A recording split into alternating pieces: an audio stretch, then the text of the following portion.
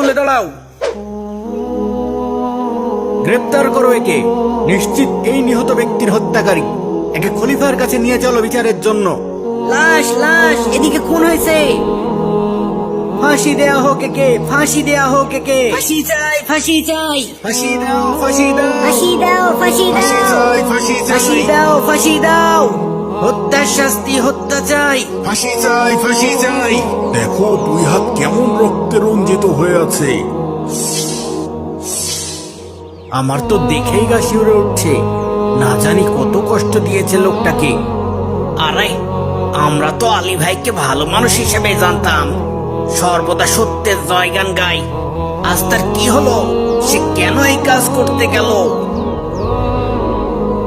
আসলে এই মানুষের চেহারা দেখে বোঝা যায় না তার অন্তরে কি আছে। আরে আগেই কিছু বলো না। সে যে এই কাজ করেছে তার কি প্রমাণ আছে? প্রমাণ হওয়ার কি আছে? সিপাহীরা তাকে হাতে নাতে ধরেছে।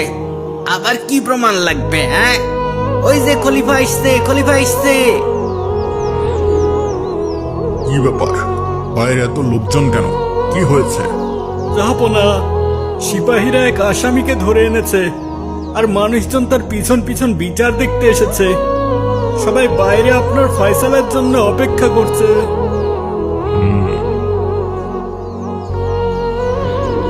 ওই যে খলিফা আসছে। ফাঁসি চাই, ফাঁসি চাই। ফাঁসি চাই, ফাঁসি ফাঁসি চাই। চাই। সবাই শান্ত হন, সবাই শান্ত হন। ফাঁসি চাই। এই যুবক সেই আসামি? জি জাহাপনা। পা দুটো কেমন কাঁপছে, চেহারা পাংশুবর্ণ হয়ে গেছে। নিশ্চয় অনেক ভয় পেয়েছে। কি অপরাধ করেছে সে? খুন করেছে জাহাপনা। খুন করেছে? জি জাহাপনা, রক্তাক্ত লাশের পাশে ছুরিসহ হাতে নাতে ধরা পড়েছে। তারপরই সিপাহীরা তাকে বিচারের জন্য আপনার কাছে নিয়ে এসেছে।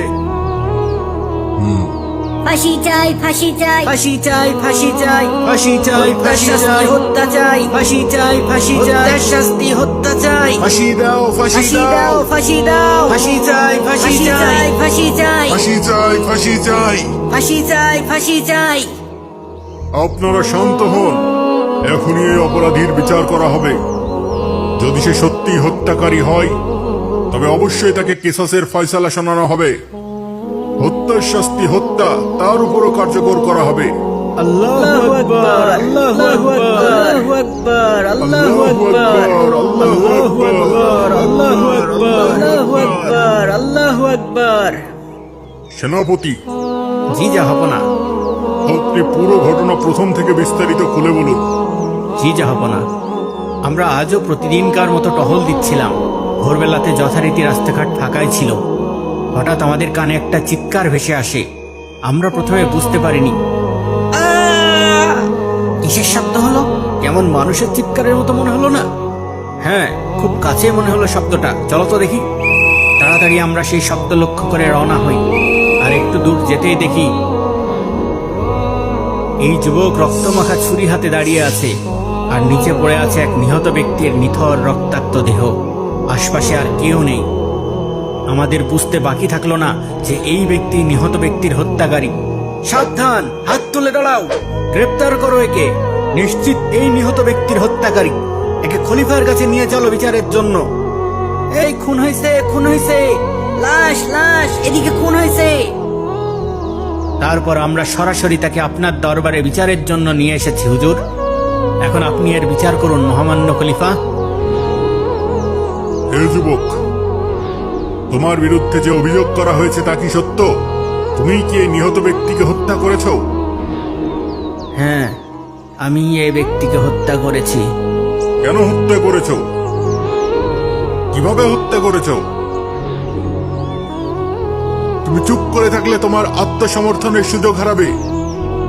আদালত তোমাকে সরাসরি অপরাধী হিসেবে গণ্য করবে। মহামান্য খলিফা, সে শুরু থেকেই কোনো এক অজ্ঞাত কারণে সম্পূর্ণ নীরবতা পালন করছে। হয়তো কোনো পুরনো শত্রুতা থাকতে পারে।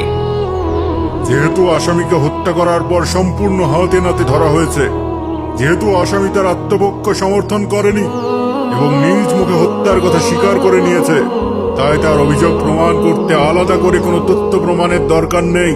সে কেন হত্যা করেছে বা কিভাবে হত্যা করেছে তা না জেনেও তার ব্যাপারে শরীয়তের ফয়সালা জানানো যাবে। যেহেতু কেসাসের বিধান হলো হত্যার শাস্তি হত্যা, তাই খুনের অপরাধে এই যুবককে কতল করার আদেশ দেওয়া হলো।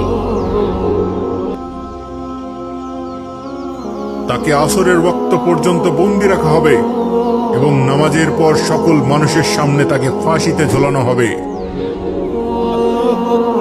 আল্লাহু আকবার, আল্লাহু আকবার। আল্লাহু আকবার, আল্লাহু আকবার, আল্লাহু আকবার, আল্লাহু আকবার। একদম খাঁটি বিচার হয়েছে, আর কেউ কখনো হত্যার সাহস পাবে না। যেভাবে আলী ভাই কাজ ছিল তাতে তাকে কোনোভাবেও খুনি মনে হয়নি, কিন্তু তার হাতে যে রক্ত আর রক্তমাখা ছুরি ছিল তা তো আর মিথ্যা না। হাতে নাতে ধরেছে তাকে, হ্যাঁ, আর স্বীকারও তো করেছে। শুধু কিসের জন্য খুন করিল সেটা জানতে পারলে ভালো হতো। কিন্তু সে তো মুখে একদম কুলুপে দিছে। হায় রে মানুষ, কি এমন লাভের জন্য খুনটা করলি? দুনিয়াও হারালি, আখিরাতও হারালি। ওই যে আলী ভাইকে নিয়ে আসছি, এখনই ফাঁসি দেওয়া হবে।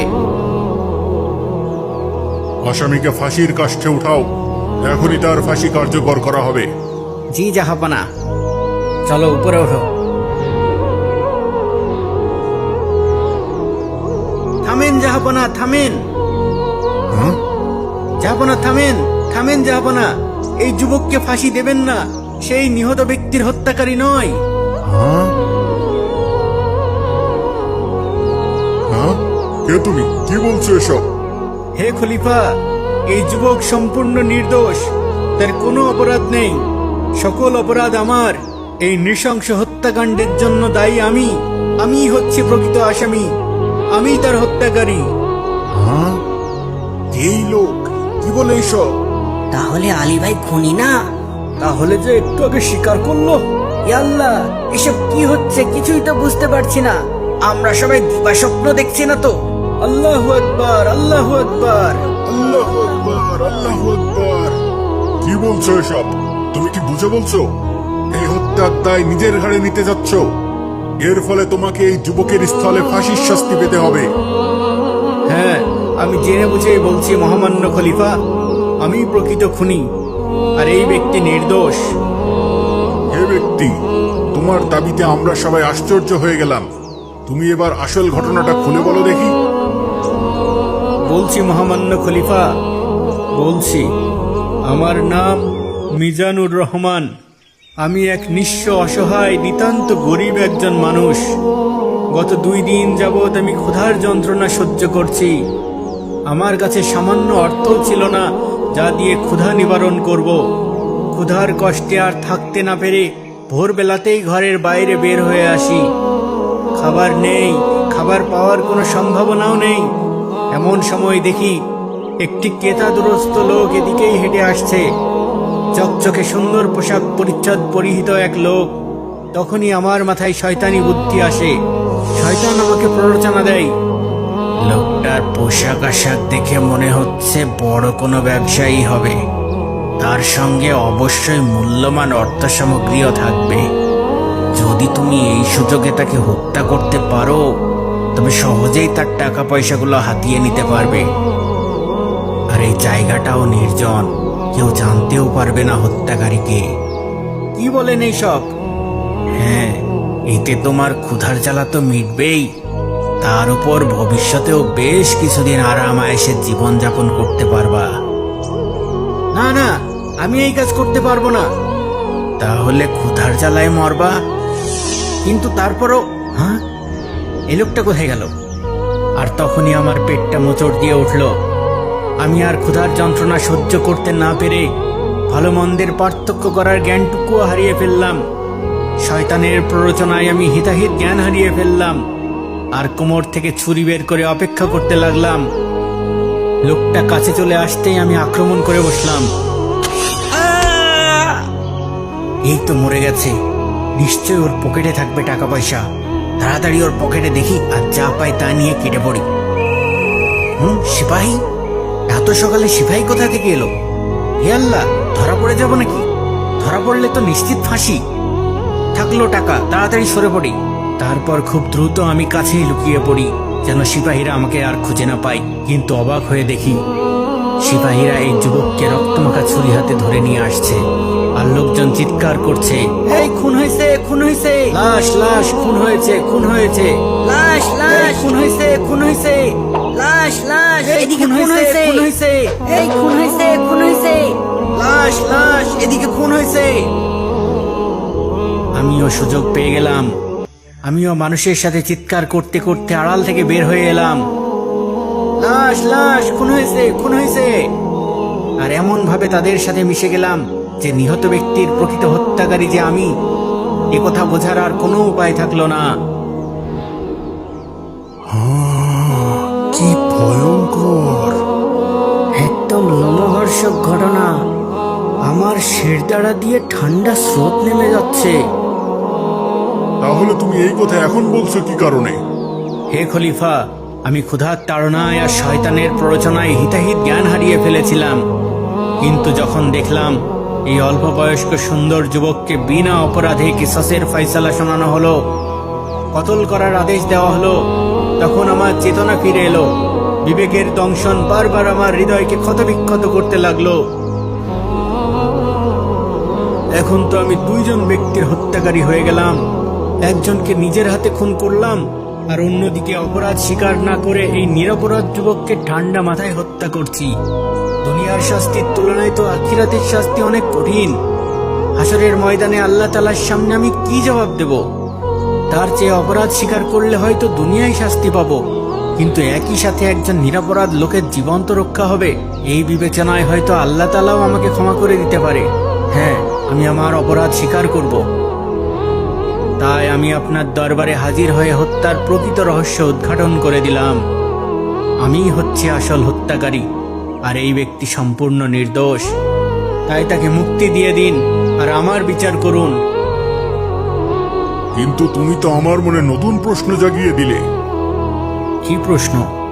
হে যুবক, এ লোকটি যা বলল তা কি ঠিক? আসলেই কি তুমি এই নিহত ব্যক্তির হত্যাকারী নও? হ্যাঁ মাননীয় খলিফা, তার কথা সম্পূর্ণ সঠিক। আমি প্রকৃত হত্যাকারী নই। তাহলে তুমি মিথ্যার উপর কেন স্বীকারোক্তি দিলে? কেন তুমি হত্যার কথা স্বীকার করলে? জনাব, নিশ্চয়ই এর পিছনেও কারণ আছে। কি সেই কারণ? এক্ষুনি বলো, কৌতূহলে আমার প্রাণবায়ু বের হয়ে যাচ্ছে। হে মহামান্য খলিফা, বলছি। আমার নাম আলী জাবের। আমি এই এলাকায় কিছুদিন যাবৎ কসাইয়ের কাজ করি। প্রতিদিনকার মতো আজও খুব ভোরে একটি ছাগল জবাই করছিলাম।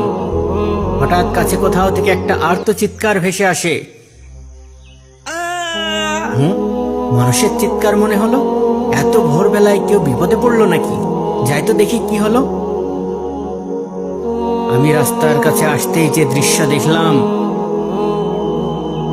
হে আল্লাহ, এ কি? এ তো এক তরতাজা লাশ। এক্ষুনি কেউ খুন করেছে, রক্তে গড়াগড়ি খাচ্ছে। কে খুন করলো? আশেপাশে তো কাউকে দেখতে পাচ্ছি না। ও আল্লাহ, কত রক্ত বের হচ্ছে। এখন কি করব? কিভাবে সাহায্য করব?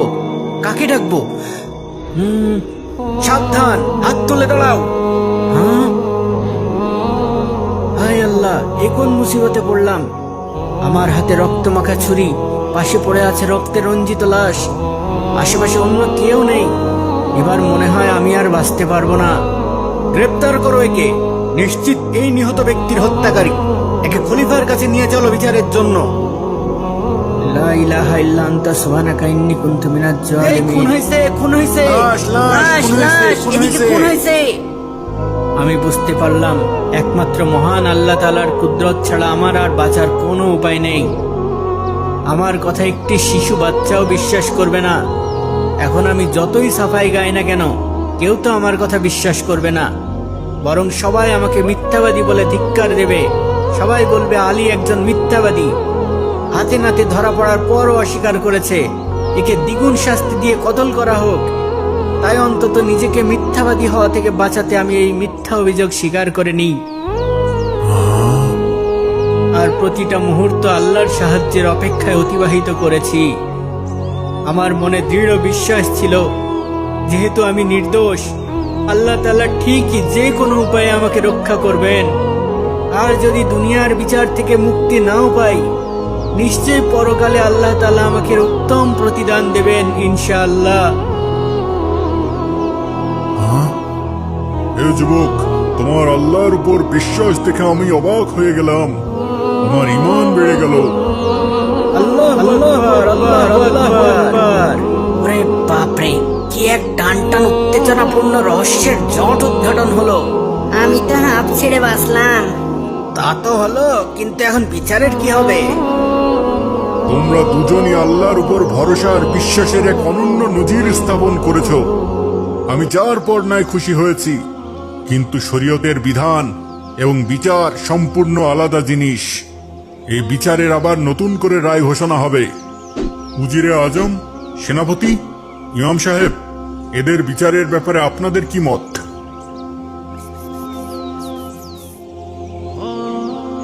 কি আর হবে, আলীর জায়গায় ওই লোকের ফাঁসি হবে। যদিও লোকটা হত্যাকারী, তবুও খারাপ লাগছে। নিজের ফাঁসি হবে জেনেও অপরাধ স্বীকার করে নিল। হ্যাঁ, ক্ষুধার জ্বালা বড় জ্বালা। জাহাপনা, এই ব্যাপারে আমাদের মতামত হলো, দ্বিতীয় ব্যক্তি যদিও একজনকে হত্যা করেছে, কিন্তু হত্যার কথা স্বীকার করে সে এমন এক ব্যক্তির জীবন রক্ষা করেছে যার ব্যাপারে আপনি কিসাসের ফয়সালা করে ফেলেছিলেন। যেহেতু আপনাদের এটাই মতামত, তাহলে আমি নতুন রায় ঘোষণা করে দিচ্ছি। জি জাহাপনা। আসামি এমন সময়ে নিজের খুনের কথা স্বীকার করেছে যখন অন্য ব্যক্তির ব্যাপারে মৃত্যুর ফয়সালা হয়ে গেছে, আর এভাবে সে এক নিরপরাধ ব্যক্তির জীবন রক্ষা করেছে।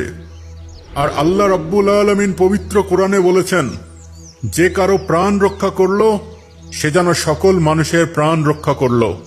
তাই তাদের দুজনকেই মুক্তি দেওয়া হলো। আলহামদুলিল্লাহ, আলহামদুলিল্লাহ। আর নিহত ব্যক্তি? আর নিহত ব্যক্তির জন্য সরকারি বাইতুল মাল থেকে তার রক্তপণ আদায়ের ঘোষণা করা হলো। আল্লাহু আকবার, আল্লাহু আকবার। আল্লাহু আকবার, আল্লাহু আকবার।